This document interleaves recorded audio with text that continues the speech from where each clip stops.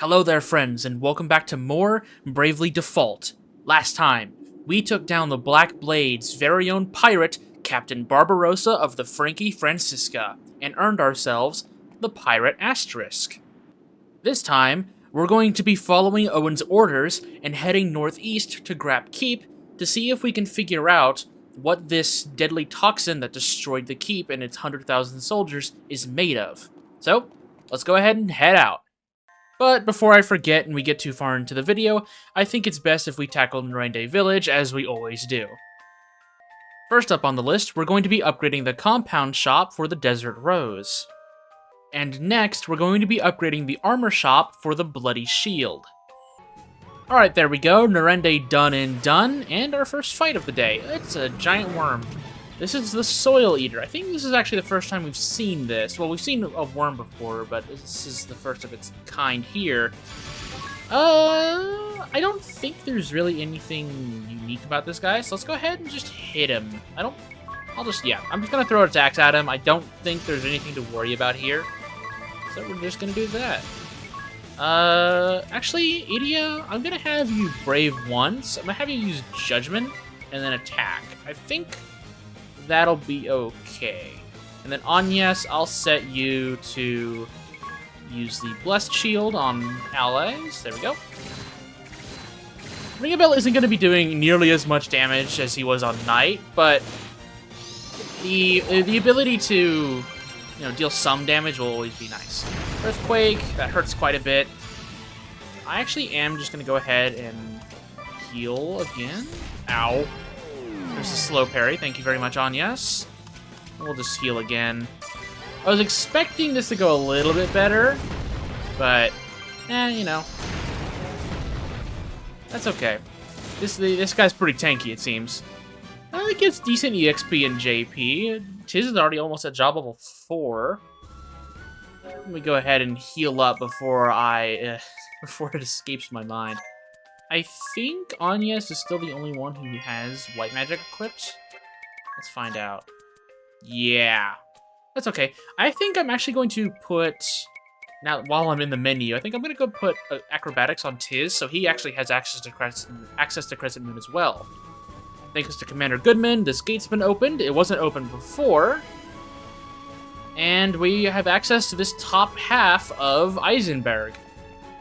I guess we technically could try and go and ambush the Black Blades on the Eisen Bridge, but I think it's best if we follow Goodman's orders and actually go and do his command for once, because we kind of put him off a little bit last episode. But hey, we took down a Black Blade member in the process. So maybe disobeying Goodman is the way to go. Let's go ahead and use Salesman. Basically what Salesman is that we force the enemy to buy an item off of us. I think a good use of this, let's go ahead and have the enemy buy a high potion off of us. And then we'll go ahead and just poke a bit more. And let's see how this goes. Let's slow down time a little bit here. There's Crescent Moon. He's doing some good sweep attacks. Salesman. So that chomp attack that we saw there, right here, that does a lot of damage. Normally that drops the target's HP down to 1 or very close, but it has a low accuracy, as we saw Tiz dodge it, but Idia unfortunately did not. But thanks to the effects of damage dispersion, it didn't do too much. Now, we got a lot more Peeg this time around in this fight because we sold a high potion to our enemies. Well, we got quite a bit of Peeg here. Nearly 1,000, about 700-ish. Maybe close to 800, actually. I think... Let's go ahead and just use a quick potion, high potion on Idia. Did not mean to use that extra potion there. But I want to go ahead and conserve my MP a little bit. But here's Grap Keep. Let's enter inside.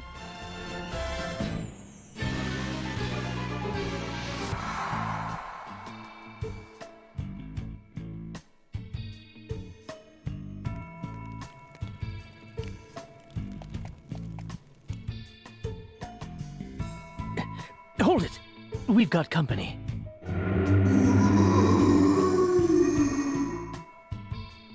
Ah! A ghost's trying to get us! You're a bit slow. They've been lurking around for a while now. But it spoke to us! It seems to be trying to tell us something. Almost. We almost made it. The Shieldbearers were on the verge of routing the Swordbearers. We had them surrounded, and their spirits were broken. Then that round little command unleashed the mist. A green haze began drifting slowly over the battlefield. Then, naught but agony.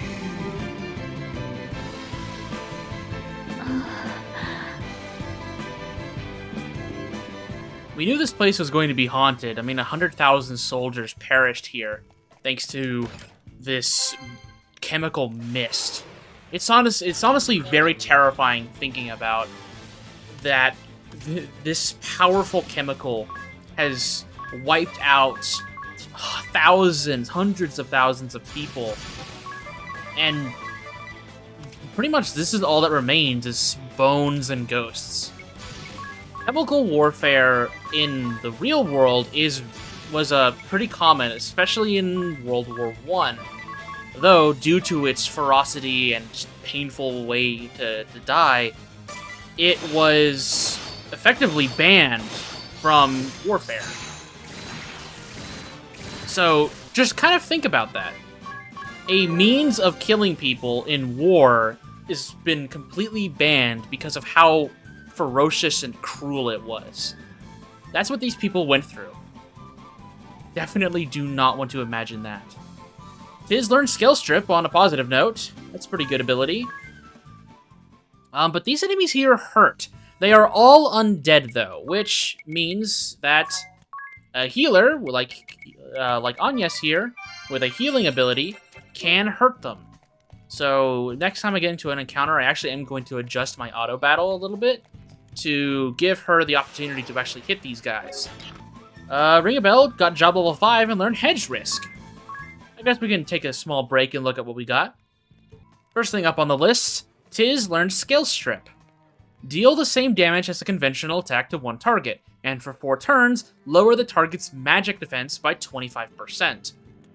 We have something a little similar to it, but for physical defense in the form of Shell Split. So, that's pretty good. And Ring a Bell learned Hedge Risk. Have the damage you suffer for 5 turns by spending money equal to half the damage. So, if you have a lot of money, just kind of chilling around, you can mitigate a lot of extra damage that you otherwise might have to deal with. I'm going to, again, use Agnes to heal up a little bit here. I'm not too afraid of using her MP because her main source of healing doesn't come from her magic.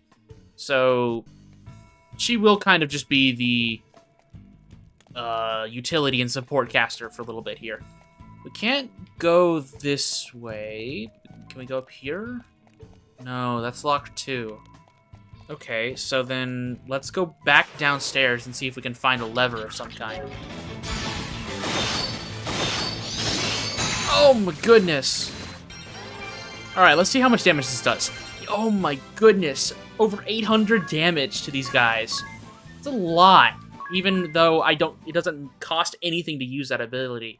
Again, the Blessed Shield, I get a lot of mileage out of that, and it's easily one of the best Nerende items you can pick up for pretty much the whole game. I have gotten value out of that item for quite a while. There's this little opening over here to the right. Looks like there's a locked door that way, so let's take the left. Get into more fights. Didn't kill them, but Tiz surely will, probably, right? Oh, no. Idia? There we go. I might actually put the speed increase on Tiz, just so he can act faster. Though Idia learned Decimate when she hit job level 8 Valkyrie. That's not bad. She's nearly hit job level 9, which, once you hit that, getting JP for your jobs is a bit more difficult than, honestly, it should be at that level. But let's go ahead and take a look at Decimate. Decimate! Allies and enemies with 10% or less HP remaining will each suffer damage equal to their own remaining HP.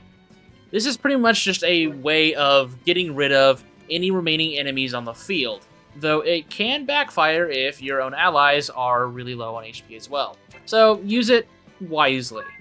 Oh, I already do have speed 10% up on Tiz. Oh, well, thank you, past me. You thought ahead. Okay, there's a lever. That's what we're looking for. Haven't seen one of those in a little while. That opened that door to the west. So, let's walk back there.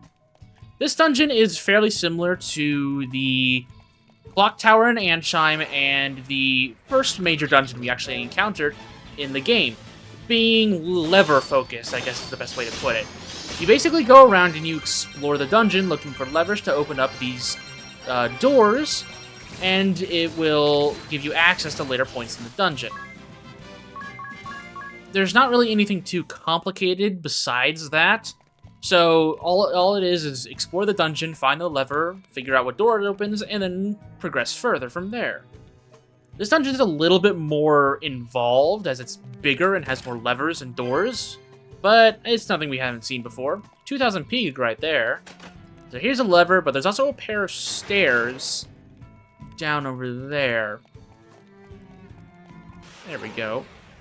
I guess it'd be a set of stairs. A pair of stairs seems like it would only be like 2 little pieces of stairs, versus a set of stairs is a multiple of stairs. I guess I answered my own question there. That's a new enemy right there, the Zombie Knight. They're a bit tankier than their skeleton counterparts, but they go down all the same. Tiz gained another job level and learned Shin Smash. Shin Smash. Deal the same damage as the conventional attack to one target, and for 4 turns, lower the target's speed by 25%. As you can probably tell, there's a bit of a trend when it comes to pirates' abilities. They, as the description implied in the previous episode, they are debuffers. They hit really hard, and thanks to their hard-hitting attacks, they can debuff their enemies. That is very important for team combinations with the pirate. Thanks to their incredibly high physical attack, the highest in the game, they are able to apply debuffs with hard-hitting attacks and then hit even harder afterwards. It's a pretty dangerous combo. It's really good. And it's something that pretty much the majority of players have recognized as pretty much an invaluable tool. There's another blue chest here. The pirate is universally liked. I don't know anyone who doesn't at least understand and see the value of the pirate. Or, you know, I know people who run the pirate on every single team combination. Trust me, I'm one of them. I do not know a playthrough of this game, other than very specific restrictions I might have placed on myself, where I have not utilized the pirate in at least some major way. It's really, really good. And I plan on utilizing the pirate as pretty much a mainstay for the majority of the rest of the playthrough because of how useful and versatile its moves can be. He's back. There were no allies or enemies. All those on the battlefield writhed in the mud and perished, clawing at their throats. I'd never known such pain. Every breath felt like fire, and my vision turned blood red. It was as if countless parasites crawled upon my body. There were no allies or enemies. Together we grasped at breaths, sharing unbearable pain as we met our demise.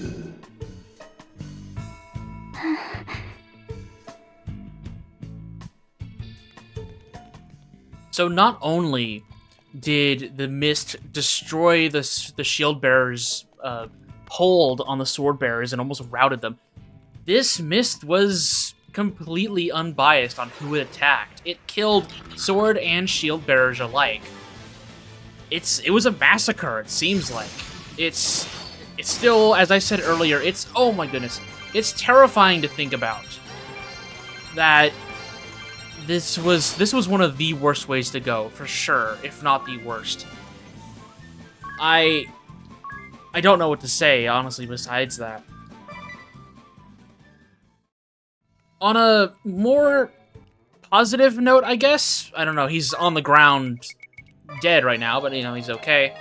I want to talk about the merchants, as it's something it's a job that I haven't really given much attention to, pretty much at all. And I said I wanted to put it on Ring a Bell and use it on him, and I've finally gotten around to it, even after all this time.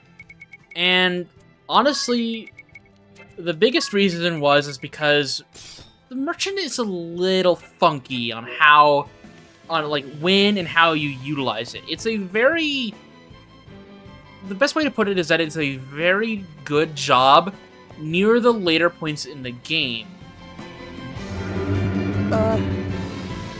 Kata, the Salve Maker, that corpulent commander of the Swordbearers. He has returned to these lands once more. He had those of us who died from the toxic mist carried to this keep. Then the tests began. Gleeful slicing, all to gauge the effects of his poison. A great success, he said with a smirk. Another breakthrough, as he danced a little jig. There were no allies or enemies. All who died to the mist were sealed within this keep and left to rot. Who knows how long has passed, with excruciating pain, chilling cold, hatred and despair growing within us. That's terrible. They must pay for this.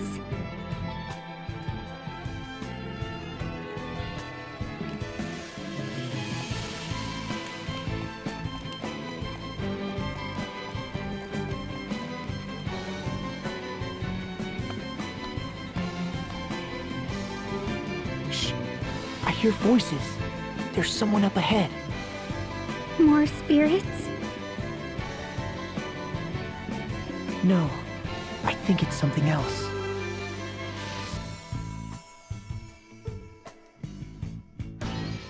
How fares the cleansing? We have just completed our work. See for yourself. A perfect job, no? It took you 3 years to cleanse this area. Some weapon that is. Countless meaningless deaths. Contaminated land, and what is left? Nothing but lifeless ruin. Oh, how could you say that, Sword Master? You know nothing of which you speak. To cleanse such a vast area in 3 years would be impossible for anyone but me. My research on the matter continues, and we may be able to reduce the time further. The master sample of the toxin is in here? Yes, we have it stored safely. And there's no danger of it leaking? Of course not. It is sealed away tight, along with its recipe. Even I, its creator, would not be able to take it from here.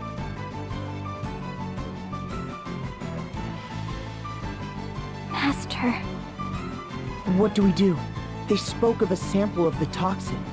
It seems something is stored further in. That's what we need to get hold of.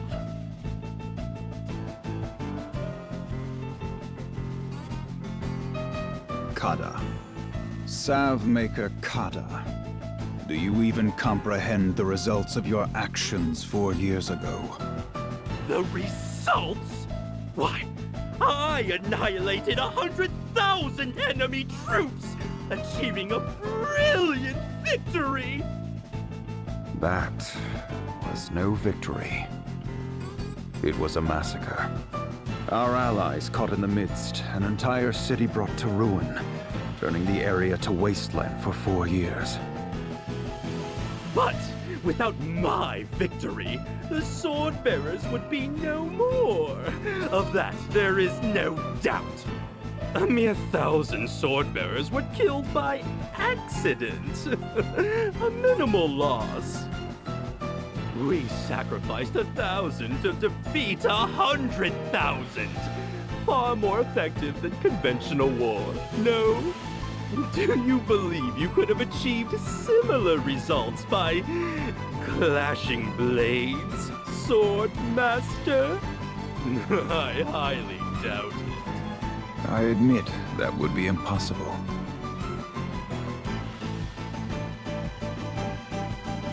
He was the one who created the toxic mist. My master is angered.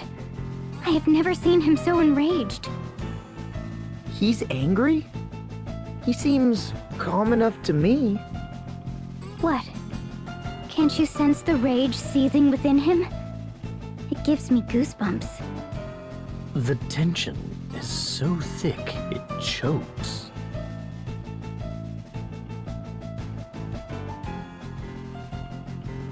Our objective is not to slaughter our foes. It is to control the crystals and spread anti-crystalism. Do not forget that.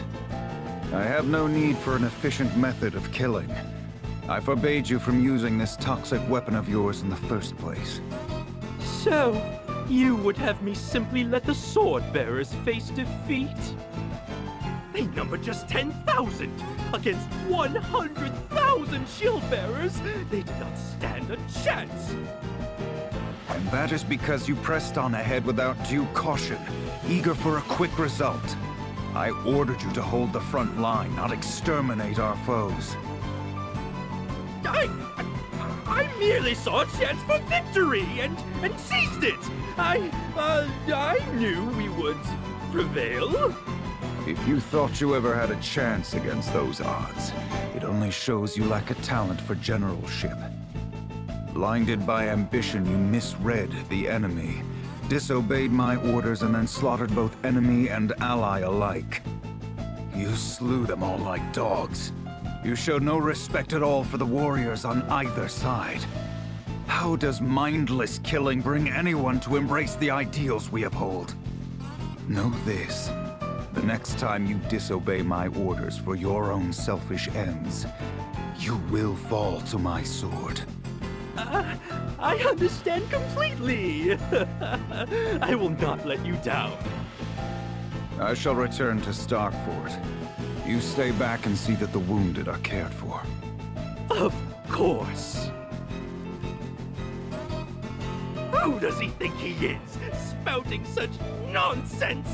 What a hypocrite! There is no place for heroism or pride in war. To seek such things is a fool's errand. I'll show him one day, once I get that sample back.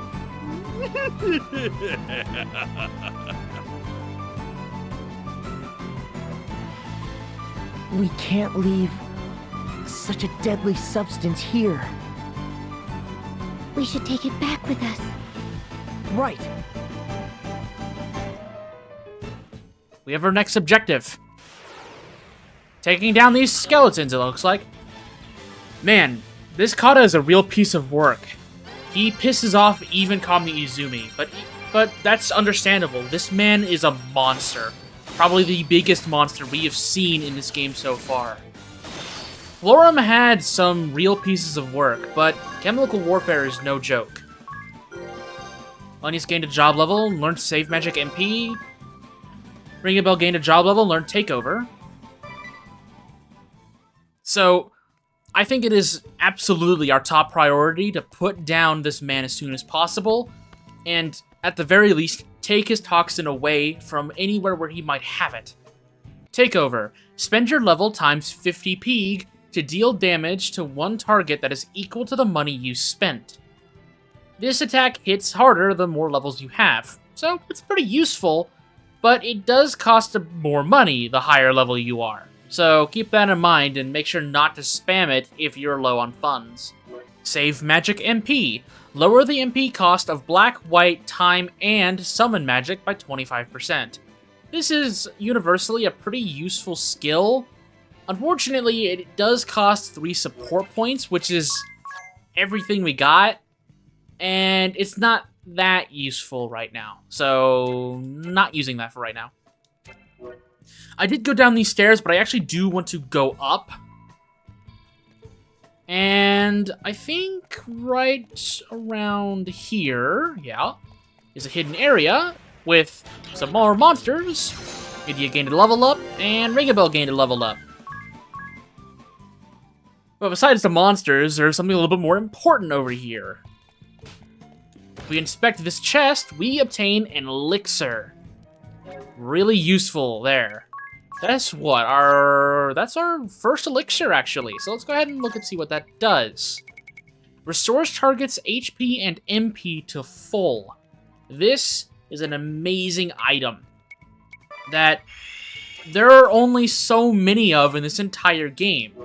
So keep them close to you and only use them if you have an emergency. Otherwise, I would suggest just keeping them close and... Oh, a bomb fragment. Okay. So we're on the right side of this dungeon right now. Oh, ooh, the crit. So, yeah, we've only explored about half this dungeon so far, so let's keep it going. Mass attack.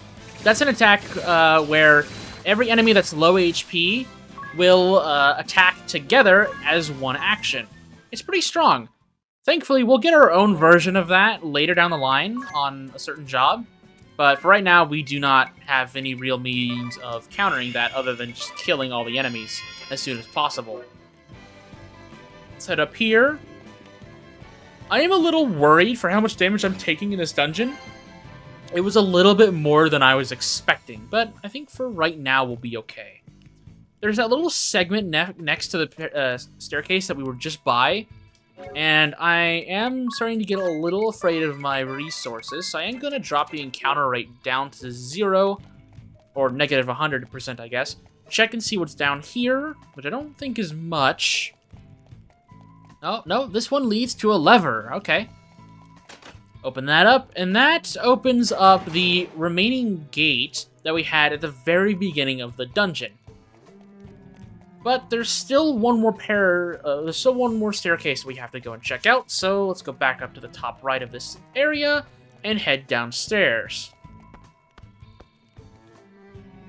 I'm also going to go ahead and reset my difficulty and encounter rate. That way we can still get some fights. This one also has a leverer. This puts us on the far east side of the first floor. And some more undead. This allows us a shortcut back to the very beginning of the dungeon, and thankfully, because we opened up that other gate that we saw with that latest lever, we'll be able to get back to where we need to be pretty quickly. There's job level 6 with Pirate, and we learned Mass Attack. I was just talking about that. So if all of our allies are low HP and Tiz uses that ability, they will attack with him as one action. Pretty strong. And let's head south here, and here is our final pair of stairs. And an adventurer buddy. I wonder what that means. Let's save up.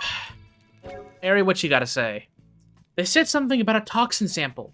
We need to find it and take it back. You're right about that, Ari. So, let's press forward.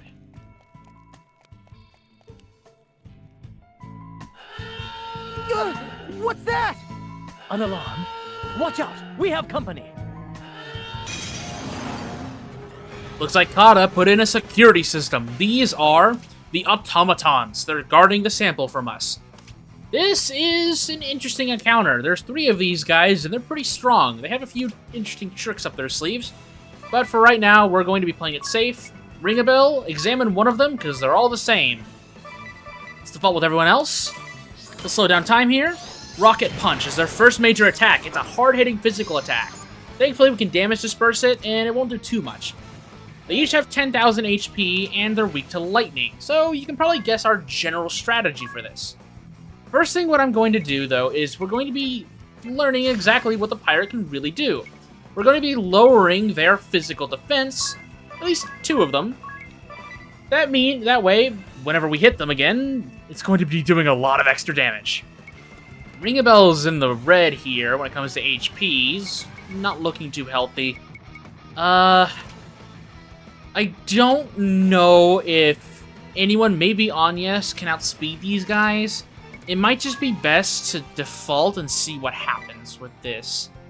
And then Idia, I'm going to go ahead and have you prep Thundara, because you're going to be spamming your Crescent Moon.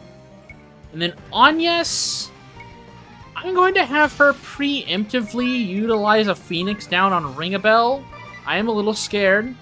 And then I'm going to have her use Rejuvenation to set up a special move. We'll speed up. There's Rocket Punch. Yeah, he went down. That's okay.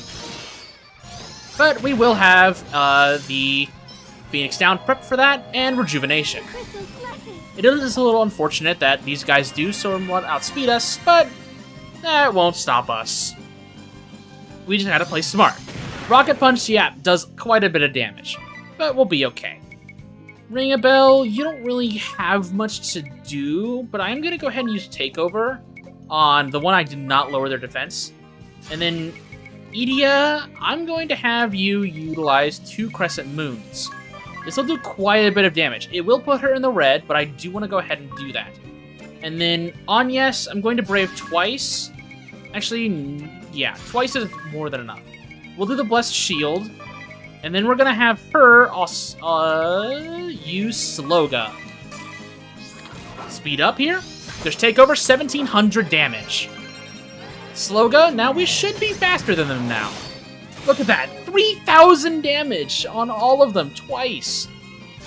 We're going to have you follow up with your own Crescent Moons.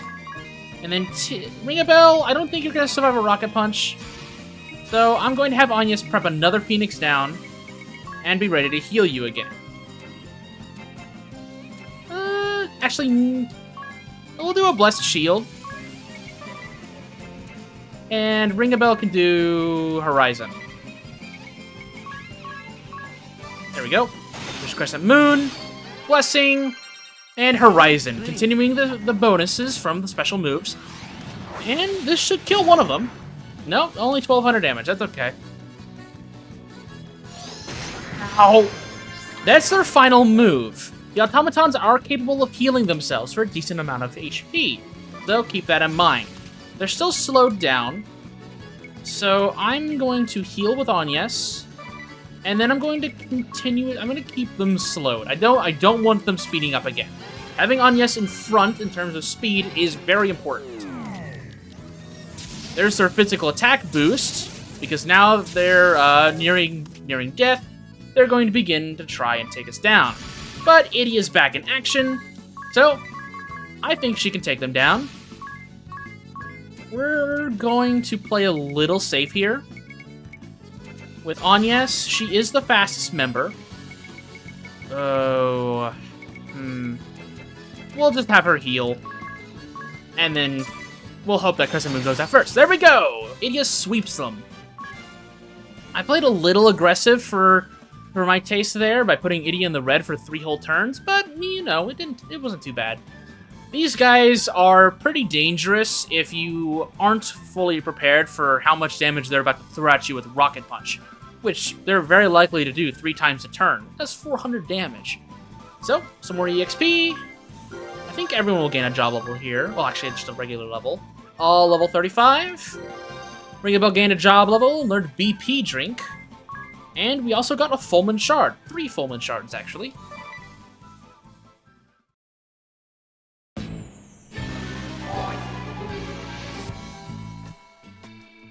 All right, let's get this back to Commander Goodman.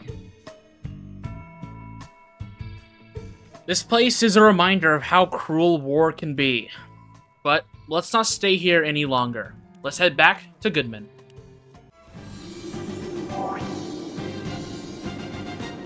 This is what caused the toxic mist? So it was not magic, but an alchemical concoction. We are in your debt. I'll have our physicians start researching how to make a neutralizing agent. Wait, would you consider destroying that sample now? Agnes?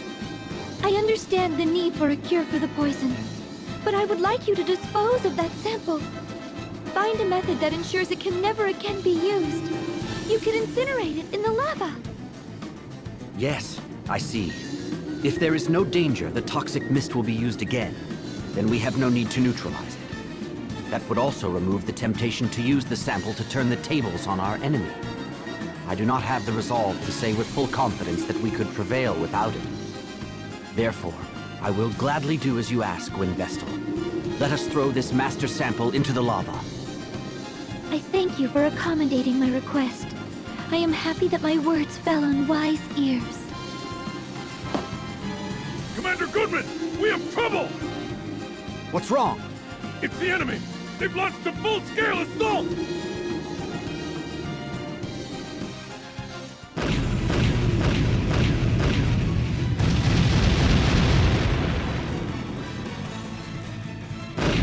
They attack with tremendous force. We may not be able to hold the line if they keep this up. You seemed okay up to now, though. What happened? They have begun using mithril ammunition. Mithril? About a year ago, the enemy captured the mithril mine we were working. There was something in my journal about that, come to think of it. Let's see. Here it is. Mithril is a hard metal refined from mithril ore, mined in Eisenberg. Over 80% of all mithril in the world is mined in Eisenberg, where it is said precious orichalcum has also been found. Orichalcum is a precious metal unique to Eisenberg, and the hardest material in the known world. It can be used to produce weapons and armor of the highest strength, and it releases great energy when melted at high pressure.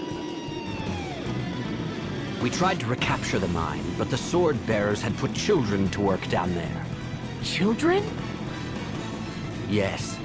I'm sure you've heard tales of canaries being taken into mines as an early warning for dangerous gases. Well, the Swordbearers call the children they've abducted and forced into hard labor canary boys. When we tried to rescue the children, those cowards used them as human shields and barricaded themselves inside. Using these canary boys to warn of danger? I cannot believe the Black Blades would stoop to such tactics. It's despicable! We can't let them get away with it! We must do something to save the children! What are we waiting for then? Let's take back the mithril mine.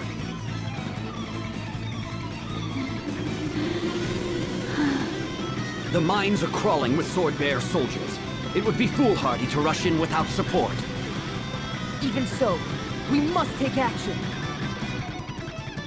You can focus on retaking the mine. We'll rescue the children they're using down there. Even if we weren't able to secure and take down Kata, another member of the Black Blades, we did have a victory here today. We destroyed the toxic mist and put 100,000 weary souls to rest with it. But it doesn't look like our job here with the Shieldbearers is done. And next time on Bravely Default, we're going to be heading towards the Mithril Mines and saving these so-called Canary Boys. So, with that said, I'll see you soon.